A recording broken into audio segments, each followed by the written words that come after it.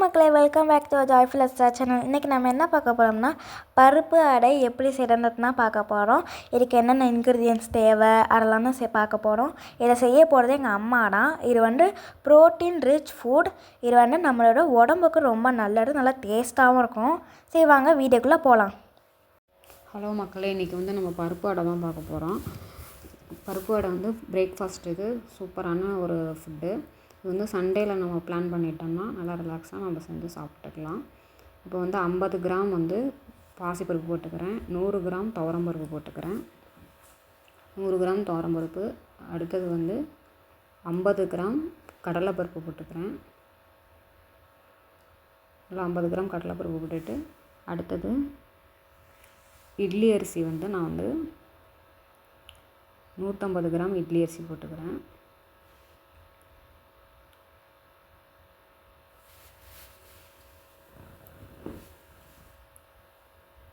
அடுத்தது 50 கிராம் உளுந்து போட்டுக்கிறேன்.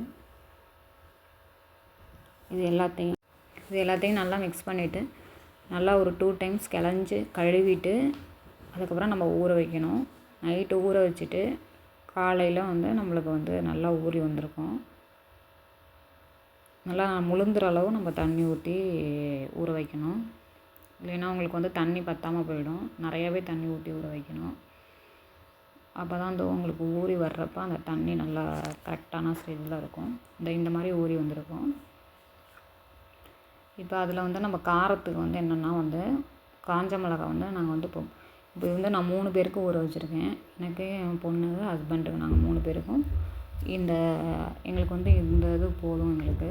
அதனால் ஒரு 5 காஞ்ச மிளகாய் போட்டுக்கிறோம் நாங்கள் காரத்துக்கு.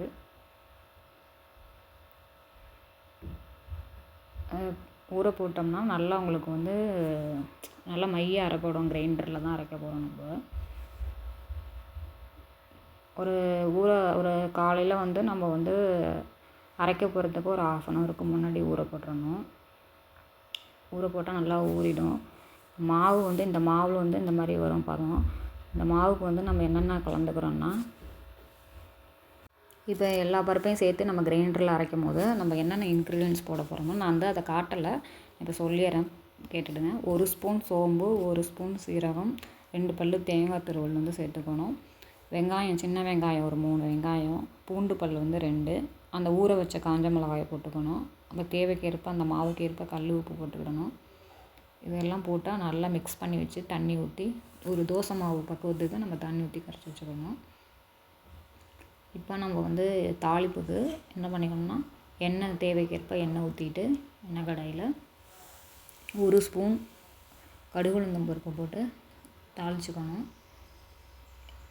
இப்போ பல்லாரி வெங்காயம் ஒரு சின்ன சைஸ் வெங்காயத்தில் பாதி கட் பண்ணி கொஞ்சம் போட்டால் போதும். போட்டுட்டு நல்லா வதக்கணும். நல்லா வதங்குற ஸ்டேஜ் வரும்போது கருவேப்பிலை போடணும். நம்ம பச்சையாக போட்டு கூட நம்ம அந்த மாவில் சுடுவாங்க சில பேர். ஆனால் அது அந்தளவுக்கு டேஸ்டியாக இருக்காது. இதை வதக்கிட்டு போட்டால் தான் நல்லா டேஸ்டியாக இருக்கும். வதக்கிட்டு போட்டால் அந்த அடை செம்ம டேஸ்ட்டாக இருக்கும் மக்களே. அந்த கருவேப்பிலை போட்டு நல்லா வதங்கி வரணும். கருவேப்பிலை போட்டு இந்த மாதிரி வதங்கி வரணும். இப்போ பெருங்காயத்தூள் கொஞ்சம் ஆட் பண்ணிக்கிறேன். கொத்தமல்லி போட்டுக்கணும். எல்லாத்தையும் வதக்கிக்கணும் நல்லா.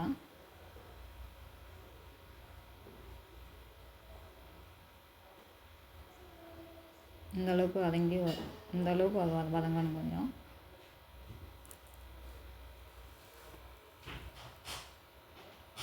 இந்த மாதிரி வதங்கி வந்ததுக்கப்புறம் அந்த மாவில் போட்டால் சூப்பராக நம்மளுக்கு ஒரு அடை மாவு ரெடி ஆகிடும்.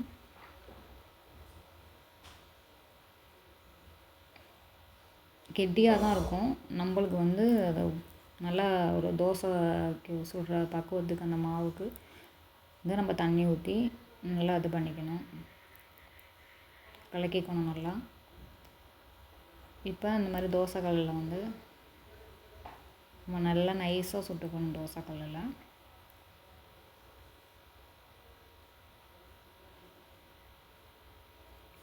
இந்த மாதிரி தோசை சுடுற மாதிரியே சுட்டுக்கலாம்.